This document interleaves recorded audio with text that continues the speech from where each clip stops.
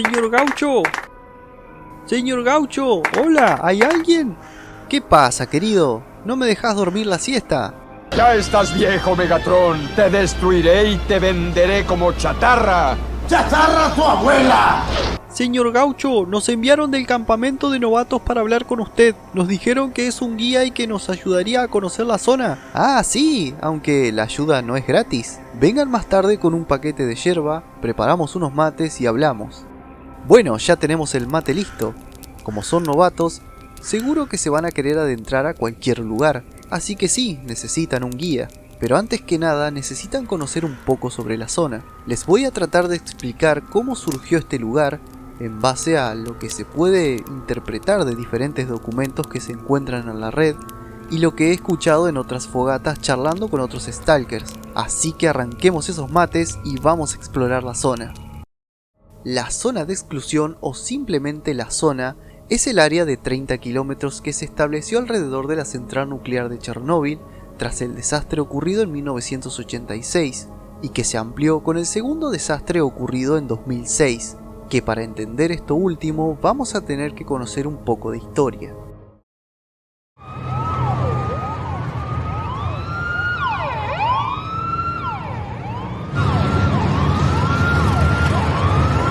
Después de la evacuación tras el accidente nuclear de Chernóbil, un inmenso silencio habitaba los alrededores.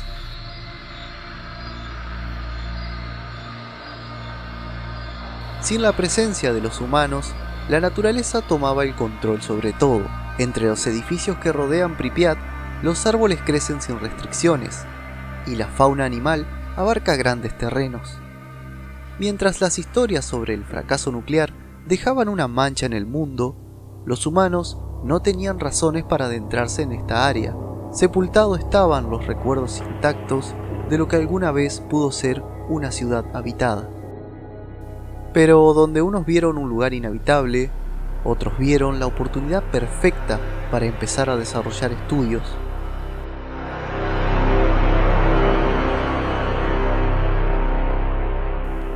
Durante el periodo de 1986 a 2006 se estuvo gestando actividad de manera secreta en la llamada zona de exclusión. El acordonado territorio de 30 kilómetros a la redonda era vigilado por los militares. Las restantes unidades de energía nuclear de Chernóbil continuaron funcionando. Esta fue una de las razones que llevaron a la creación de un complejo de laboratorios secretos denominados con la letra X. Durante esos años, un grupo de científicos estudió la hipótesis sobre la noósfera, la capa de información de la Tierra de la cual son parte todos los seres vivos dotados con inteligencia.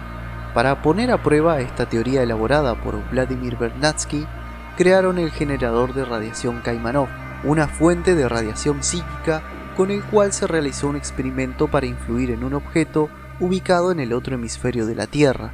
La señal se recibió, aunque con una ligera distorsión, como si alguien la hubiera manipulado o corregido. Después de esta pequeña demostración, la teoría de los campos de inteligencia en la noósfera comenzó a considerarse seriamente.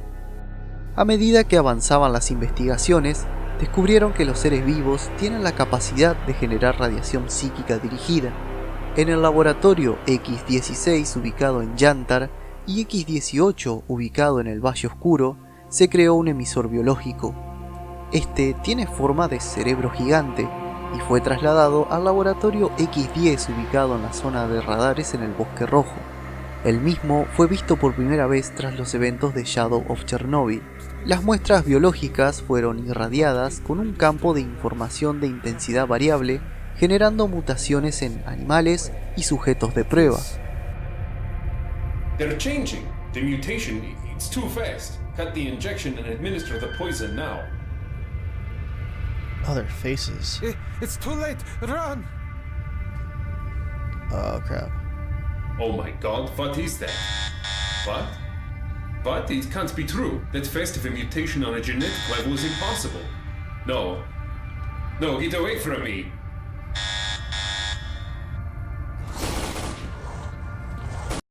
Otra de las investigaciones que se llevaron a cabo fue en los talleres de prueba armamentística, donde desarrollaron nuevos tipos de armas en particular el producto número 62, más conocido como el arma Gauss. Todos los experimentos que se llevaban a cabo en la zona resultaron en la creación del proyecto Conciencia C, el cual tendría el objetivo principal de establecer el control sobre la noósfera. Los participantes se unieron en una red común, creando una conciencia colectiva, de ahí su nombre. Para ello se establecieron cerca de la central nuclear de Chernóbil. Allí se instalaron generadores, equipo avanzado y estructuras especiales para intentar establecer el control sobre la noósfera.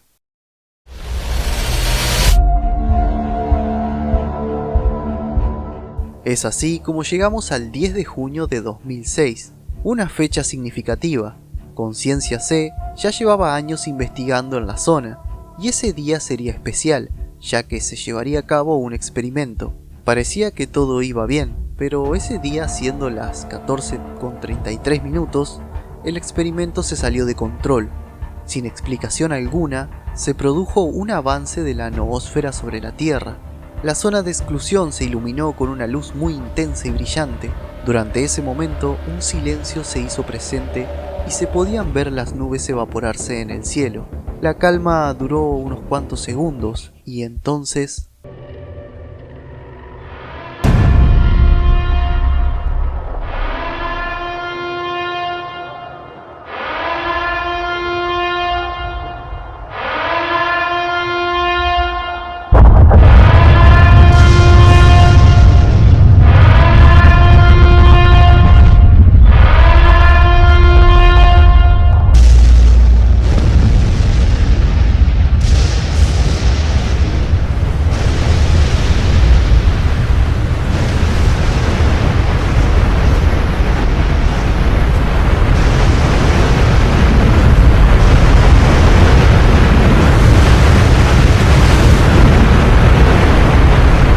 Se escuchó un estruendo terrible y la Tierra tembló. La energía de la noósfera había impactado sobre la Tierra, cambiando las leyes de la física. En 24 horas, las tropas del gobierno ucraniano acordonaron completamente el perímetro de la zona, pero muchas personas aún permanecían dentro. Las operaciones de rescate no fueron posibles debido a la alta actividad anómala. No pasó mucho tiempo en que se dieron cuenta que el tamaño de la zona había aumentado en varios kilómetros, absorbiendo cordones militares. Más adelante, estos fenómenos intensos en el cielo fueron denominados emisiones, aunque no tenían el mismo impacto que el primero, pero aún así, esta liberación de energía de la noósfera sobre la Tierra, cada vez que surgía, cambiaba la ubicación de las anomalías y a su vez estas creaban artefactos, fragmentos anómalos con ciertas propiedades especiales. Estos artefactos se volverían importantes para las investigaciones científicas, pero también difíciles de conseguir.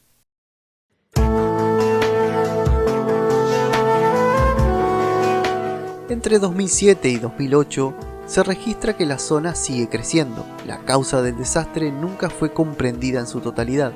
Parecía que el fantasma del desastre nuclear del 86 los perseguía. Cada vez hay más personas muertas o desaparecidas, y muchas expediciones científicas terminaban en fracaso. Los pocos sobrevivientes hablan de increíbles formaciones anómalas y especies mutadas de seres vivos con habilidades asombrosas. Los rumores sobre lo que existe en la zona comienzan a esparcirse por el planeta, llegando a oídos de quienes intentan hacer dinero extra.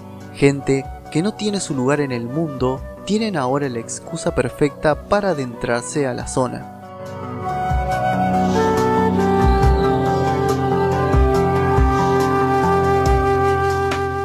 Esto resulta en que para el año 2009, según diversas estimaciones, en el territorio de la zona hay entre 100 y 300 personas no registradas, que se autodenominan Stalkers. Su principal motivación es recolectar los artefactos, pudiendo así venderlos por una gran suma de dinero.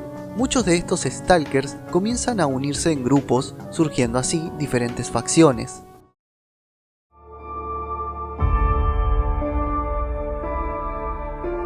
Para el año 2010, luego de que se establecieran los Stalkers solitarios, se comienza a aceptar que los científicos de distintas partes del mundo exploren la zona. Se organizan expediciones Aparecen laboratorios móviles dentro del perímetro y a pesar del control militar, no es suficiente para frenar las filas de personas que intentan ingresar, personas que evaden la ley, amantes del dinero fácil, representantes del mundo criminal y exmilitares. Aunque la actividad que había en los alrededores crecía, el centro de la zona seguía siendo un objetivo inalcanzable. El camino estaba bloqueado por el cauterizador cerebral, un fenómeno que por aquellos años era desconocido y cuyo efecto se extiende principalmente al norte de los almacenes del ejército. Quien se atrevía a cruzar moría al instante. En el caso de sobrevivir, se convertían en zombies. Otros corrían una suerte distinta, formando a ser marionetas de la facción Monolito, funcionando como defensa ante los que logran llegar lejos. Tiempo después, tras los eventos de Shadow of Chernobyl, se revela que el cauterizador cerebral es en realidad un emisor Kaimanov experimental que los miembros de Conciencia C convirtieron en una poderosa fuente de energía psíquica, creando así un sistema de protección contra aquellos que intentaran penetrar en el centro de la zona. Sumado a eso, el camino conocido hasta el centro está custodiado por miembros de la facción Monolito, que frenan a todo ser vivo que intenta adentrarse. A esta última frontera se la llamó Barrera. Sin embargo, todo Stalker soñaba con llegar al centro de la zona sin terminar con la cabeza formateada. Incluso la curiosidad aumentaba ya que había rumores sobre territorios nuevos sin explorar y por lo tanto nuevos artefactos por descubrir. Es en este punto que aparecen las leyendas sobre el Genio, un cristal de origen extraterrestre ubicado dentro del sarcófago de la central nuclear de Chernóbil y que supuestamente impactó en la propia central nuclear, causando la formación de la zona. Con todo este engaño circulando en la zona, nadie sospechaba del mayor top secret, Conciencia C, intentando moldear la zona a su gusto y usándola como patio de pruebas para sus experimentos.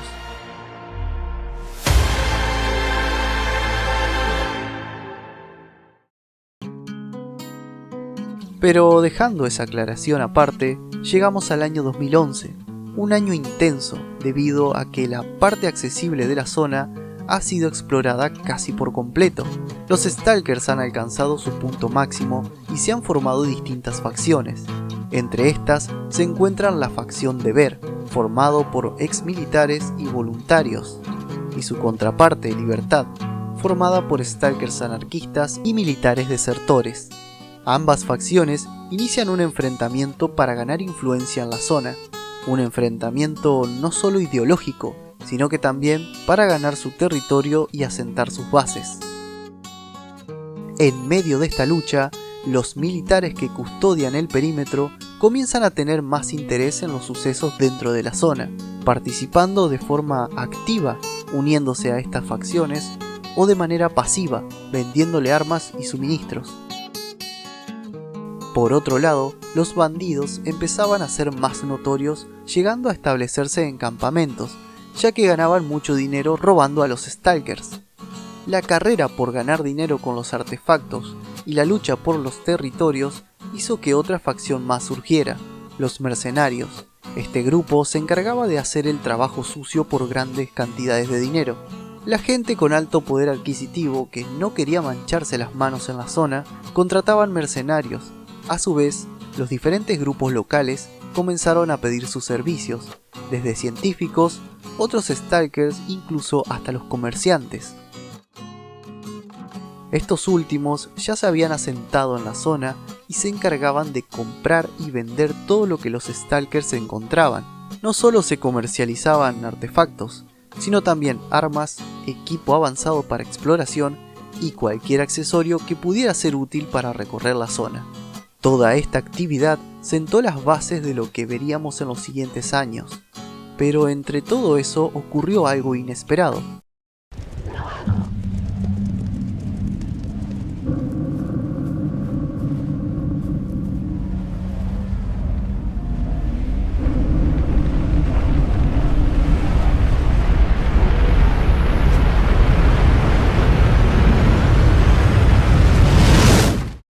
A finales de agosto de ese año, un grupo de Stalkers logran lo imposible, penetrar en la central nuclear de Chernóbil, provocando una segunda gran emisión que sirvió de desencadenante para el inicio de la denominada Guerra de Facciones.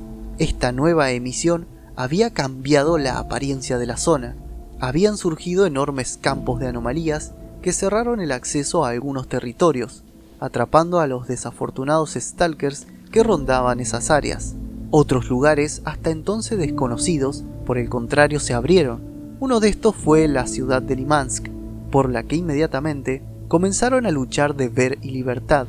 Aprovechando esa situación al mismo tiempo, los bandidos se apoderaron del puente que conduce a Limansk, bloqueando el camino, volviendo a esta ciudad inaccesible por un tiempo. Paralelo a esto, otro grupo de Deber es atacado en su propia base, ubicada en el Instituto de Investigación Agroprom, por mutantes provenientes de los alrededores que llegaban en feroces oleadas. En el Valle Oscuro, el grupo Libertad también se convirtió en blanco de ataques y sus miembros fueron perseguidos por mercenarios. Muchos de estos eventos en el año 2011 los podemos vivir en Clear Sky, pero este suceso lo hablaremos más adelante. Lo que sí es importante en Clear Sky es que esta gran emisión sacudió a un mercenario llamado Scar, quien fue rescatado por la facción Clear Sky, quien llevaba años investigando la zona en secreto.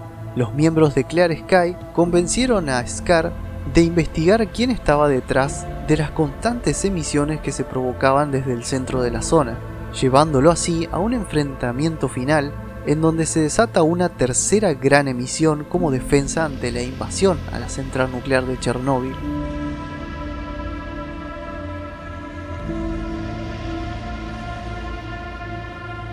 Pasaron los meses y comenzó el año 2012. La zona llegó a una relativa paz. La guerra de bandas había cesado y muchos Stalkers murieron después de la última gran emisión que se había generado en el centro de la zona. El grupo de Deber de Dog dejó su puesto en el Instituto Agroprom y regresó a la planta de Rostock. Su contraparte Libertad se vieron obligados a abandonar la base del Valle Oscuro y trasladarse a los almacenes del ejército. Los bandidos, bajo un nuevo liderazgo, aprovecharon la situación y pudieron tomar mayor presencia, estableciéndose en la antigua base de Libertad en el Valle Oscuro. El cordón se convirtió en un lugar de reunión para los recién llegados, aunque la base de los Stalkers en la granja de cerdos ahora estaba vacía, y los militares reforzaron el control de la zona, ahora teniendo un puesto avanzado en el Instituto de Investigación Agroprom. Poco tiempo después, surgen los eventos de Shadow of Chernobyl, tema que también trataremos más adelante, pero el cambio significativo que surge tras estos eventos es el apagón del quemador de cerebros y la desactivación de los campos psíquicos, haciendo que el gran misterio por conocer qué había en el centro de la zona ya fuera abierto para cualquiera que quisiera adentrarse. Una gran carrera por querer ganar territorios y encontrar nuevos artefactos había iniciado al intentar descubrir lo que había en el corazón de Chernóbil. Se decía que un Stalker llamado Strelok encontró el laboratorio secreto de Conciencia C y terminó con ellos.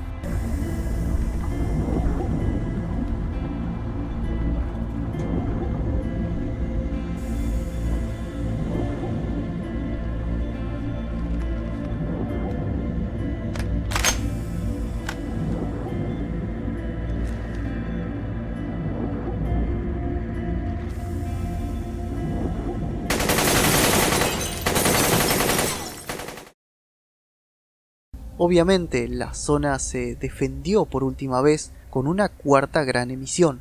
En medio de todo este caos, era tan grande el despliegue por llegar al centro de la zona que hasta los propios militares ejecutaron la Operación Puente, en donde unos helicópteros resultaron derribados por esta gran emisión.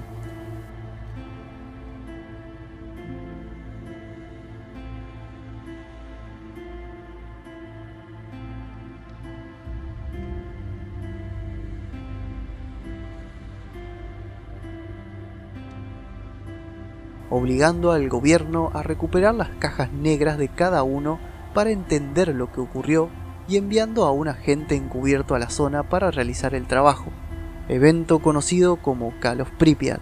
Ahora, con la zona descubierta en su totalidad, se pudieron conocer áreas grandes como Pripyat, Satón y Yanov.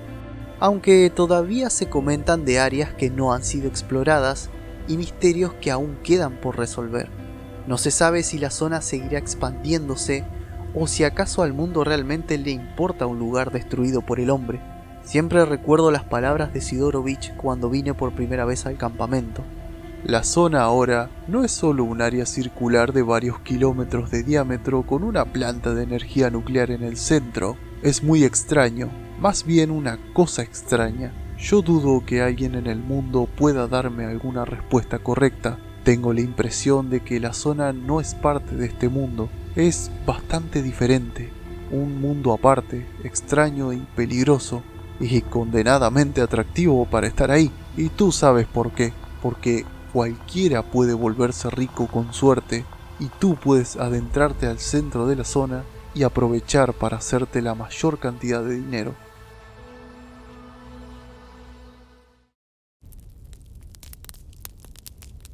Bueno, creo que están listos para... Un momento, ¿se quedaron dormidos?